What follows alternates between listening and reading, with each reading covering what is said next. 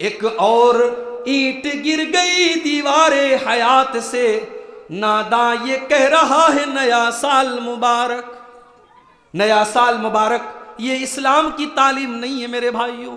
31 दिसंबर की रात आई, बड़े बड़े होटलों में प्रोग्राम हो रहा है, बड़ी बड़ी हीरोइनों को लाखों करोड़ों रुपए देकर के बुलाया जा रहा है।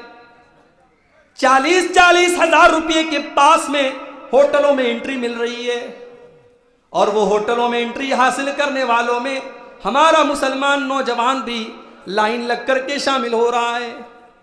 मेरे प्यारे नौजवान साथियों, ये किस बात का तुम जश्न मना रहे हो? ये किस बात की तुम खुशी मना रहे हो?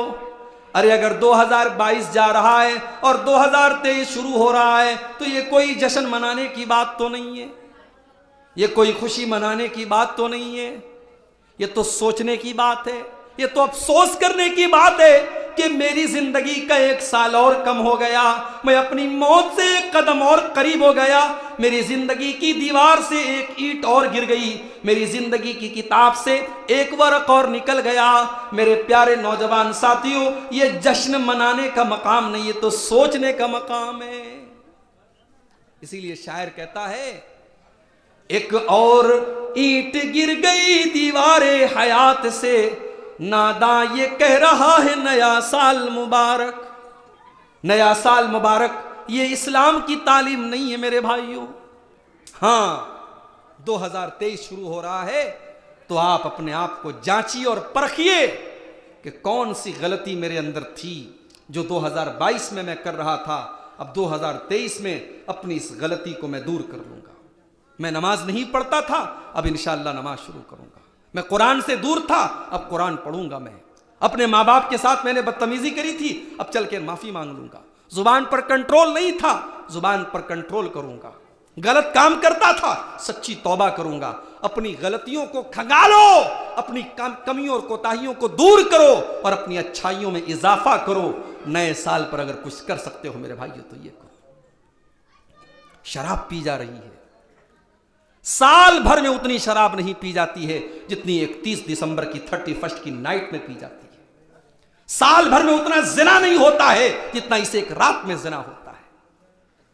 अभी देखो कोरोना फिर से आने लगा है। इतना बड़ा फुटबॉल का वर्ल्ड कप मैच हुआ, लाखों करोड़ों लोगों ने मैच देखा, एक दूसरे के गले लगे, कोरोना नहीं था। अब कोरोना फिर से आ रहा है। ये भी खबरें आ रही हैं कि फिर से लॉकडाउन न लग जाए, अल्लाह हम सबकी हिफाजत करे। मगर लॉकडाउन पर एक बात मुझे याद आई मेरे भाई, आपके इस कलिया चक में भी लॉकडाउन जाहिर है कि लगा था, उसका असर था। लॉकडाउन में बहुत सारी शादियां भी हुई, और अल्लाह की कसम जैसी शादियां लॉकडाउन में हो गई वैसी शादियां शायद कभी जिंदगी में नहीं हुई। 200, 300 लोग बारात लेके जाते थे, 15-20 लोग गए, निकाह पढ़ा करके चले आए, कोई बारात नहीं थी। जहेज वहेज भी बहुत कम लिया गया, बड़े सिंपल तरीके से, जो सुन्नत तरीका है उस तरीके से निकाह हो गया। ये हालात देख करके तो दिल के अंदर से ये आवाज आई कि काश लोगों की रोजी रोटी पर जरूर असर पड़ा है इस लॉकडाउन का, लोगों की दुकानों पर, लोगों के कारोबार पर जरूर असर पड़ा है, मगर अल्लाह कितने गरीबों का भला हुआ इस लॉकडाउन में। कितने बेटियों के बापों ने सुकून की सांस ली है कि मेरी बेटी बड़े सादा और आसान तरीके से विदा हो गई। काश हमने लॉकडाउन के उस निकाह के तरीके को बाकी दिनों में मेरे भाइयों कायम रखा होता। शायद हमें और आपको इस बात का एहसास नहीं है कि हमारी रस्मों रिवाज की इन जंजीरों की वजह से आज कितने गरीब बाप हैं जिनकी जवान बेटियां आज जवानी की दहलीज को पार कर रही हैं, और वो बेचारे इस बोझ के नीचे दब रहे हैं कि मैं कैसे अपनी बेटी की शादी करूंगा। और माशाअल्लाह बड़े पक्के अहले हदीस हैं, मजाल नहीं है कि सीने से नीचे उनका हाथ चला जाए, मजाल नहीं है कि आमीन की आवाज थोड़ी हल्की निकल जाए। आमीन की आवाज बराबर पूरी स्पीड से निकल रही है, रफ़ा-ए-दैन पूरा बराबर हो रहा है, सीने पर हाथ एकदम सही बांधा जा रहा है। मगर शादी के मौके पर लड़की वालों से 2-2, 3-3 लाख रुपए की डिमांड भी हो रही है।